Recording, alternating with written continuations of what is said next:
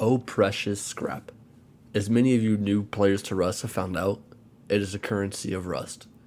And kind of like real money, you want it. And you want a lot of it. So today, I'm going to be sharing with all of you guys my 4 ways that I personally love to get scrap and tons of it.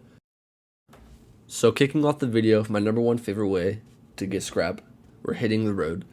The road is the most consistent way of getting scrap. However, there are a lot of things that can kill you. There's NPCs, animals, players is most important, but it also is the most consistent way to yield scrap. So alongside the road, you'll find things such as barrels, toolboxes, and crates. The barrel, starting off with the standard barrel, or the tan barrel as you'll see, spawns in with 35 hit points. They are located alongside the road, junk piles, electric lines, and monuments. These barrels can spawn 2 scrap and components ranging from empty propane tanks all the way to gun body parts. Next up, we have the biohazard, or the blue barrel. They spawn in with 50 health. They are also located alongside the road, junk piles, electric lines, and monuments. These barrels can also spawn 2 scrap components, also ranging from the smallest things such as gears to weapon body parts.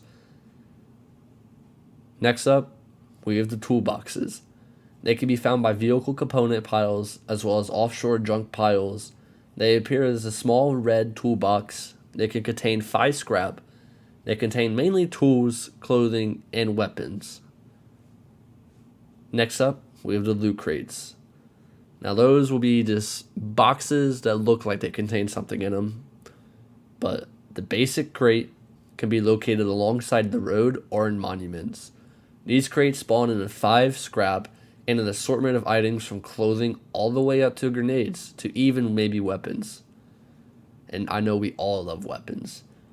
Military crates. These crates can only be found in monuments. They contain high quality metal pipes to even guns. They contain a lot of stuff, my guys. And they always come with components. So pretty much anything on this list is going to have components and scrap. And components you want to take in to a recycler, put it in there, and a recycler you can either get metal, you can get high quality metal, you can get a lot of scrap. It just depends on all what you get. Okay, so coming in number 2 on the list, we have monument puzzles. Now these can be really good for not just scrap, but for also everything else you might need, from metal fragments to just anything. Body parts, fuses, anything that you'll need in the game. Now to get a green card, which is the most basic one to get, so you can get the blue card and then to the red card, they can be found on roaming scientists after you kill them, at the lighthouse, supermarket, or Oaksum's gas station. To use these cards, you'll need 1 electrical fuse and at least a full set of clothing that protects you from radiation inside the rooms.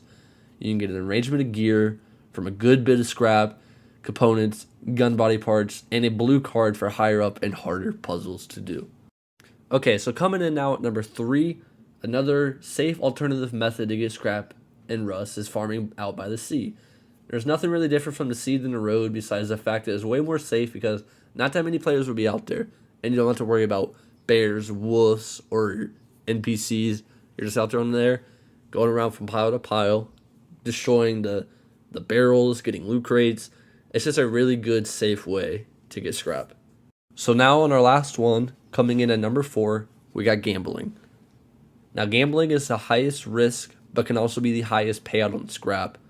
But keep in mind, like I said, you can literally lose all of your scrap if you put it on. And those of you who don't know what gambling is, you just go into bandit camp, you sit down on the little chair, you put in your scrap on what number you think it's going to land on, and it spins.